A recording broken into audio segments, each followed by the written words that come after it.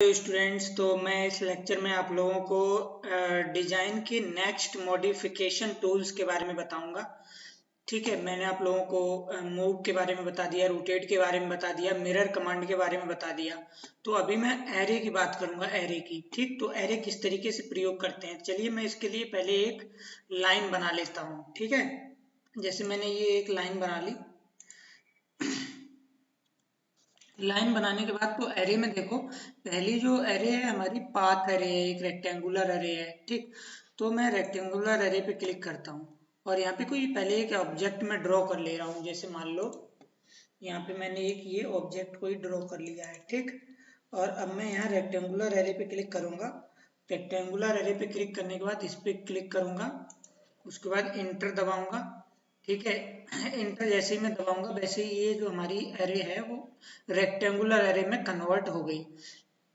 अब देखो, इसमें भरने के लिए आ रहा है कि नंबर ऑफ कॉलम हमें कितने चाहिए, 4 अगर चाहिए तो 4 ले लेंगे। ठीक, अगर हमें मान लो ये 10 चाहिए तो 10 ले लेंगे। और अगर ये हमें भी ये भी मतलब कि मान लो ये 3 चाहिए, अगर ये हमें 4 चाहिए तो हम 4 भी कर सकते हैं। ठीक है, तो इस तरीके से हम इसकी सेटिंग को बदल सकते हैं। यहाँ पे 4। ठीक, यहाँ से हम इसको क्लोज कर दे रहे हैं। ठीक है, तो ये देखो अरे का यूज करके मैंने कितनी जल्दी आसानी से इस ड्राइंग को मैंने बना दिया है। ये तो है हमारी रेक्टेंगुलर अरे। अब हम पाथ अरे की बात करूं, पाथ अरे क्या होती है। चलो ठीक है, हम यहाँ पे एक लाइन ड्रॉ कर ले रहे हैं।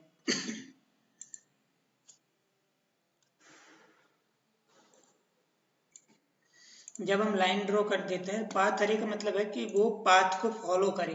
तो जैसे मान लो मैंने एक ऑब्जेक्ट यहाँ पे ड्रॉ कर लिया, सर्किल ही मान लेते हैं, मैंने ये सर्किल ड्रॉ कर लिया। ठीक, सर्किल ड्रॉ करने के बाद यहाँ पे मैंने ये पाथ अरे पे क्लिक किया, पाथ अरे पे सेलेक्ट द ऑब्जेक्ट, ऑब्जेक्ट को मैंने सेलेक्ट कर लिया। ठीक है, उसके बाद उसके बाद हम इंटर का बटन दबाएंगे, सेलेक्ट द पाथ, तो पाथ हमने ये सेलेक्ट कर लिया। ठीक है, तो ये देखो जहां जहां तक हमारे ये लाइन रहेगा वहां तक इसमें पाथ पे ये पूरा अरे हो जाएगा। अब अगर हमें 7 आइटम चाहिए, अगर मुझे 14 आइटम भी चाहिए ना यहाँ पे, तो वो उतने में ही एडजस्ट हो जाएंगे। ठीक है, और रो हमें जितनी करनी है, एक या दो, जितनी भी रो हमें चाहिए उतनी हम यहाँ से एडिट कर सकते हैं। जैसे हमें 2 चाहिए तो 2 रो एडिट कर सकते हैं। ठीक है, और डिस्टेंस हम इसको आइटम को नहीं बदल सकते हैं, लेकिन डिस्टेंस को हम चेंज कर सकते हैं, है ना। आइटम को बदलने का ऑप्शन नहीं आ रहा है।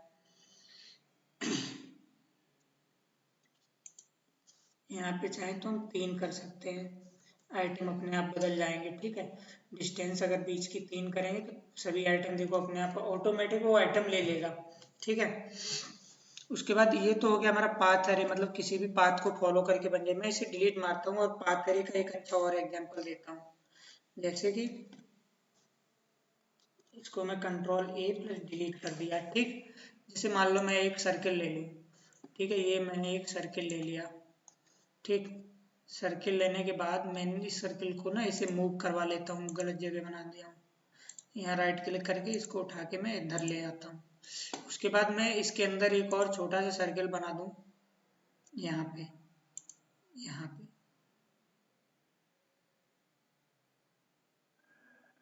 ठीक, अब हम इसमें पाथ एरे को फॉलो करवाते हैं। ठीक, इस पे हम क्लिक करेंगे, क्लिक करने के बाद इंटर दबाएंगे, इंटर दबाने के बाद हम ये पाथ सेलेक्ट करेंगे, पाथ पे क्लिक कर देंगे। ठीक है, तो देखो इसने अपने आप फिल कर लिया। इस तरीके से ये पाथ एरे काम करता है। ठीक है, तो ये तो हो गया हमारा पाथ एरे। अब हम बात करें नेक्स्ट एरे कमांड की। तो नेक्स्ट एरे कमांड क्या है, नेक्स्ट हमारी polar array. Polar array, polar मतलब जो रेक्टेंगल में काम नहीं करती है, जो गोलाई में काम करती है। जैसे मान लो ये हमने एक सर्किल ले लिया। ठीक है, अब इस सर्किल के अंदर जो मैंने अभी सर्किल बनाया था ना, तो अब देखो ये फुल में नहीं हुआ था ना वो, अब ये फुल में हो जाएगा। अब मैंने इस पे क्लिक किया, क्लिक करने के बाद इस पे क्लिक किया, सेलेक्ट ऑब्जेक्ट पे क्लिक कर दिया। ठीक है, उसके बाद इंटर दबा दी, इंटर दबाने के बाद स्पेसिफाई द सेंटर पॉइंट, तो हमने सेंटर पॉइंट पे क्लिक कर दिया।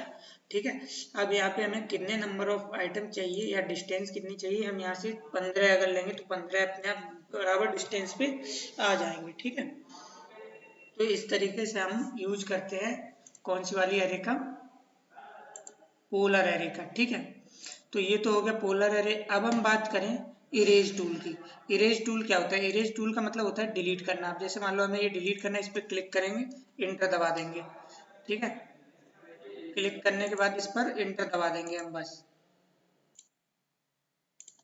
तो ये डिलीट इरेज कमांड का मतलब है, मतलब किसी भी ऑब्जेक्ट को इरेज करना है। इस पर क्लिक करके बस हमें इंटर का बटन दबाना है। ठीक है, जैसे मान लो कंट्रोल जेड में करके फिर से ले आ रहा हूँ। ठीक, अब हम यहाँ इरेज पे क्लिक करेंगे और इस गोले पे क्लिक करेंगे और इंटर का बटन दबा देंगे, या फिर यहाँ पे इरेज पे क्लिक करेंगे, इस पे क्लिक करेंगे, इंटर का बटन दबा देंगे, ये डिलीट हो जाएगा। इरेज पे क्लिक करेंगे और इस पे क्लिक करेंगे, ये भी डिलीट हो जाएगा इंटर दबाएंगे तो। ठीक, यानी कि इरेज प्लस इंटर हमें दबाना है। अब उसके बाद हम बात करते हैं कॉपी, पावर कॉपी। और कॉपी ये क्या होता है? ठीक, जैसे मान लो ये मैंने कोई एक ऑब्जेक्ट बनाया, ठीक, इसको मैं कॉपी कर रहा हूँ, तो इस पर क्लिक करेंगे। क्लिक करने के बाद यहाँ से इसको उठा के हम कहीं भी ले जा सकते हैं। ठीक, ये कॉपी हो गया, सिंपल सा पावर कॉपी जिसे बोलते हैं। और ये जो कॉपी है, इसका मतलब है इस पे जब हम क्लिक करेंगे, ठीक, उसके बाद हम इंटर का बटन दबाएंगे तो ये हमारा कॉपी हो गया। ये देखो, यहाँ भी, यहाँ भी, यहाँ भी, जहाँ जाओ जितनी बार चाहो इसे हम पेस्ट कर सकते हैं। लेकिन जो पावर कॉपी था उसमें ऐसा नहीं था, है ना, उसमें ऐसा नहीं था कि हम जहाँ चाहे वहाँ पेस्ट कर दें, ठीक, डिलीट कर दें। तो ये पावर कॉपी और कॉपी। पावर कॉपी का मतलब एक ही बार कॉपी करके पेस्ट करेगा, कॉपी का मतलब बार बार, एक बार कॉपी कर लो बार बार पेस्ट कर सकते हो। उसके बाद हम बताते हैं ट्रिम कमांड और एक्सटेंड कमांड के बारे में। ठीक है, तो देखो पहले, सबसे पहले मैं एक ऑब्जेक्ट बना लेता हूँ यहाँ पे। ये हमारा एक ऑब्जेक्ट बन गया। ठीक है, मैंने ये एक ऑब्जेक्ट बना लिया। ठीक, अब मुझे अगर इसमें से कुछ ट्रिम करना है, जैसे मान लो हमें इस पोर्शन को, इधर वाले को ट्रिम करना है या इसको ट्रिम करना है, तो कैसे करेंगे? ट्रिम पे क्लिक करेंगे, उसके बाद इस पे क्लिक करेंगे और एक बार इंटर दबा देंगे। ठीक है, इंटर दबा देंगे तो फिर जिस जिस पर हम इंटर दबाते हैं वो हमारा ट्रिम होने लगता है। ठीक, ये देखो ट्रिम हो रहा है ना सेक्शन, इस तरीके से, ये देखो ट्रिम हो गया ना। अब ये हमारा, इसमें से अगर ये भी ट्रिम करना चाह रहे हैं तो ट्रिम हो जाएगा। ठीक, तो इस तरीके से हम ट्रिम कमांड का प्रयोग करते हैं। अब जैसे मान लो एक और ऑब्जेक्ट बना के मैं आप लोगों को बता दे रहा हूँ इस तरीके से, है ना। अब जैसे इसमें से अगर हमें कुछ ट्रिम करना है तो हम ट्रिम कमांड पे क्लिक करेंगे, इस ऑब्जेक्ट को ऐसे सेलेक्ट करेंगे और इंटर दबा देंगे। ठीक है, इंटर दबाने के बाद अब जिस भुजा को हमें ट्रिम करना रहेगा, जैसे मान लो हमें इसे ट्रिम करना है, ठीक, या फिर हमें इस वाली भुजा को ट्रिम करना है, तो इसको और इसको हम ट्रिम कर दिए। ठीक, तो ये ट्रिम हो गया हमारा। हम इन दोनों को भी ट्रिम कर सकते हैं। तो इस तरीके से हम इस तरीके का शेप बना सकते हैं ट्रिम करके। इजीली हम किसी भी भुजा को हम ट्रिम कर सकते हैं। ठीक, उसके बाद हम इसको कंट्रोल ए प्लस डिलीट मार रहे हैं एक। ये तो हमारा हो गया ट्रिम। अब एक्सटेंड क्या होता है? जैसे मान लो अगर हमने एक लाइन, ये तो रेक्टेंगल है, लाइन कमांड ली मैंने। ठीक, और लाइन कमांड से मैंने एक ये बनाया, बनाने के बाद ये एक्सटेंड करेगा, आगे की तरफ एक्सटेंड करेगा। ठीक है, मैं यहाँ से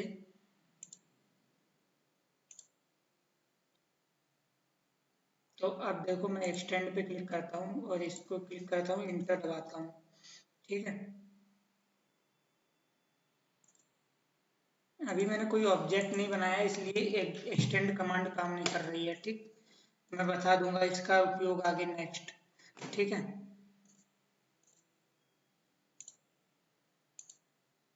नेक्स्ट लेक्चर में मैं आप लोगों को एक्सटेंड बताऊंगा। ठीक है, एक्सटेंड और उसी का दूसरा भाग हमारा ये है।